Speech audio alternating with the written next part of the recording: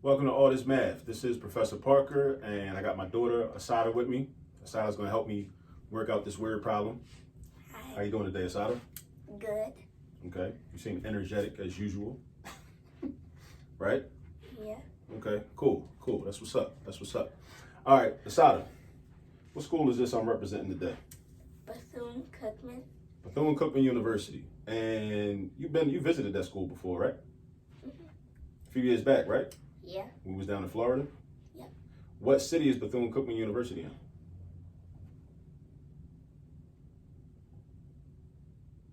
You forgot? Yeah. Daytona Beach. Daytona Beach. Say it with me. Daytona Beach. Beach. Okay. It's in Daytona Beach, Florida. And it was founded by a woman named Mary Mcleod Bethune, right? Yeah. All right. You remember what year she founded the school that is now known as Bethune Cookman University? I forgot. That's okay. 1904. It was founded in 1904. Now, how many years ago was that? 117 years ago. How you know that? Because what? What's the math? What math did you do to figure that out? You helped me and you said that. No. Don't tell me what I did. Tell me what you would do. Okay. I would add the years from that day. Come on, Assata. 1904, right? So 1904 is the founding of the school, right? Yeah. What year is it today? 2021. 2021. Don't be nervous. Relax. Don't be nervous. Right now we're in 2021, right? So what we're trying to figure out is this. See, everything is a math problem. Everything, right? 2021 minus 1904, right? Now, if you want to do that mentally, why don't you just figure out how far it is? What's 100 years from 1904? So if we started in 1904, 100 years later would be what year? 2004. Yes, so 2004. So we already know that from 1904 to 2004, that's 100 years, right? Yeah. That's 100 years, right? Yep. Okay. Now we're trying to figure out how far is it from 2004 to 2021. What's the difference between 21 and 4? 21 and 4. 21 and 4. 17 years. 17 years. Because 21 minus 4 is 17. So that'd be 17 years. So if you add this and this, what's 100 plus 17? 117. 117 years. So Bethune-Cookman University has been in existence for 117 years. And Bethune-Cookman is another historically black college university. All right? So if you'd like more information on Bethune-Cookman University, please go look that up. Please do your research, right? Learn more about Bethune-Cookman University. Also learn about Mary Mcleod Bethune and the work that she did as an educator leading up to and after she founded the college that is now known as Bethune-Cookman University. All right, so now we're going to get into the problem that we're going to go over today. Now, this is an example that is part of, a lot of schools are using Eureka Math as a curriculum. A lot of schools throughout the United States are using Eureka Math as a curriculum. So this problem deals with a skill that is for grade 1, module 2, lesson 1. All right, so what we're going to do now is we're going to have Assata read the problem out loud. Now, you read it to them. Okay. Maceo, Assata, and Zen all have fidget toys. Maceo has 7 poppets, Assata has 5 dimples, and Zen has 3 wacky tracks. Wait, let me interrupt you. So, if you're not as familiar with fidget toys, there are different types of fidget toys, right? Yeah. All right, and these are 3 different types of fidget toys? Mm-hmm. But there are more than 3 types of fidget toys, right? Yeah. These just happen to be 3 that are kind of popular, right? Mm-hmm. So, poppets, dimples, and wacky tracks, right? All right, continue. Oh, and needles. And what? And needles. Needles? Yeah, it's the squishy that I showed you yesterday. Okay, we'll probably have to use that in another example. All right, go ahead. How many fidget toys do they have altogether? Okay, so all together. So here we have a word problem, right? And it's important for our children to understand word problems as early as possible because a lot of the issues that students have when they get to high school level math or middle school level math with reading comprehension in terms of word problems, those problems really start at the early grade levels, right? And then they just carry with them year after year after year after year. So we want to expose our children to as many word problems as possible, as early as possible, and as often as possible. So that way when they get older and they get into Algebra 1 classes, when they get into geometry classes, when they get into pre-calculus and calculus classes, they're not scared and running away from the word problems, right? That's what we want to do. We want to make sure they're strong in word problems, understand how to read and comprehend the information in the word problems, how to set up like graphic organizers and whatnot, so they'll be able to, figure things out. So, we are going to, Assata, what are we trying to figure out here? How many fidget toys they all have together. So, addition, basically. So you're saying that the operation we would have to do is addition? Yeah. Not subtraction? No. Not multiplication? No. Not division? No. Okay. Now this word right here, all together, that's a buzzword. That means addition. That indicates addition. That indicates we're going to have to do addition. All right. So what I want to do is I want to first set up some type of like graphic organizer, some type of like illustration that shows how many different fidget toys each of the young people in this problem have. So Maceo, we're going to write an M for Maceo, right? And we're going to write an A for Assata, and we're going to write a Z for Zen. So I want Assata to draw little circles or little dots for the number of fidget toys, number of poppets that Maceo has. So how many are you going to draw? 7. She's going to draw 7 under M. Go ahead. Get to work.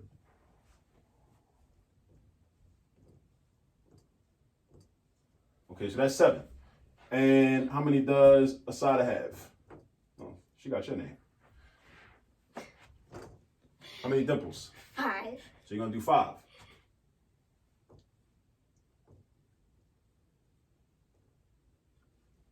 And how many does Zen have? 3. So you're going to put 3. All right, now, some students, when they see this, I don't think they can see that. that's what we're talking about. So they'll be able to, see, and they can see. They'll be able to see. So some students will be able to look at this and say, okay, we'll just do 7 plus 5 plus 3. But if the students aren't accustomed to that and they haven't memorized those addition facts yet, then there's another method called the make a 10 method. Let me write that down. The make a 10 method. Make a 10 method. What does that mean? That means you take two numbers, put them together, two numbers that can be put together and that add up to 10. Now, why is that helpful? Because it's easy to count from 10, since 10 is what we call a happy number, since 10 ends in 0. Just like when you start counting, you're starting from 0, right? So if you start from 10, you're just going to count, okay, 11, 12, 13, 14. Or if you started from 20, you're going to go 21, 22, 23, 24. It makes the counting easier. So 7 plus 5 does not equal 10. But, Assata, does 7 plus 3 equal 10? Yes. So, using the make a 10 method, what we can do is... We're using tally lines. Nah, we're going to do this. We're going to add up Maceo's poppets and Zen's wacky tracks, because that's going to give us 10, right? And then after we have 10, then all we got to do is add 5. And if we don't have 10 plus 5 memorized, that's fine, because we can just count on our fingers from 10. So from 10, we can just go 11, 12, 13, 14, 15, right? Yeah. So that means altogether, we have 15 fidget toys. And this is the make a 10 method. So whenever you have 3 different numbers that you have to add together, if 2 of them add up to 10, then make 10. Make 10 with 2 of them. And then add the third number. You don't always have to go in the order that is given. You don't always have to go from left to right. You don't have to do that. Because addition is what we call commutative. Addition follows the commutative property, meaning that the order of the numbers can be moved around and switched around. And you'll still get the same final answer. All right? Right? Mm-hmm. All right. Stay focused. Stay focused. All right? So, we got 15. is our final answer. So what that means, altogether, and also this is a word problem. This is another good habit, right, to instill in the children early on, right, with word problems. If you're asked a question in a complete sentence, then you should give the answer in what? A complete sentence. A complete sentence. So what would be the complete sentence answer to this problem? They have 15 fidget toys all together. That's how you would write that. So that's the most sophisticated way to provide the answer. All right. So if your student or your child is covering the Eureka Math curriculum, they're in grade 1, module 2, lesson 1, this is essentially what they're covering within that particular lesson, right? There are many other lessons within module 2, but in that particular lesson, lesson 1, this is what they're dealing with. Make a 10 method, all right? It just means that you take 2 of the numbers and just put them together to form 10, all right? Now, it's not always going to be that easy in the sense that there's always going to be 2 numbers that add up to 10 automatically, but there are other ways that you can break numbers up and take a piece of them, take some of one number and combine it with another number to make 10. We can always do that too. And Assata and I will do another video on that at another time. All right? So we're about to get out of here. Assata, you want to say anything to the people? Yeah. It's a math hack, though. A math hack? Yeah. What's the math hack? So if you're like doing word problems and Can you talk to them? Can you talk to them? If you're doing word problems and there's numbers and you forget them while you're doing the problem, just circle the numbers that you will be adding or subtracting, and then you'll remember them. Yes. Well, you won't need to remember them because you'll be able to look on your paper and see that they're circled. Right? Okay. Excellent. Excellent. It's a good math hack. Anything else you want to say before we get out of here? Oh, I know what I'm going to say. If you haven't subscribed to the YouTube channel, please subscribe to the channel. Go down below and hit that button. Also, turn on the post notifications so you'll be notified when the new content comes out because we're putting out content on a very regular basis. Also, share this video, right? If this video was helpful and it provided value for you, then share it with somebody else. Share it with a parent that has a child that's in the 1st grade or a child that may be homeschooling, right? That may benefit from knowing the Make a 10 method. All right? Okay? And go check out the YouTube channel and see the type of work we're doing at All This Math with providing education to the people and to the community. All right? So now, me and Assata are signing off. I have something to say, though. Okay, we're not signing off. Say what you got to say. Since it's a word problem talking about fidget toys, 1st graders or any grade, go get you some fidget toys. They're fun to play with. Okay? So you're doing like, plugs and endorsements for fidget toys? Are they giving you a check? Is Fidget Toys giving you a check? No, I just like them. So Okay. I just said it. All right. I dig it. She believes in the product. She plays with it herself. So she, she endorses the product, endorses fidget toys because she enjoys playing with fidget toys herself. All right. And as always, do remember, there's all this math. Wait, you ready to hit the button? Yeah. All right. When I get done talking, you got to hit the button. All right? Okay. All right. Just remember, there's all this math all around you. Peace.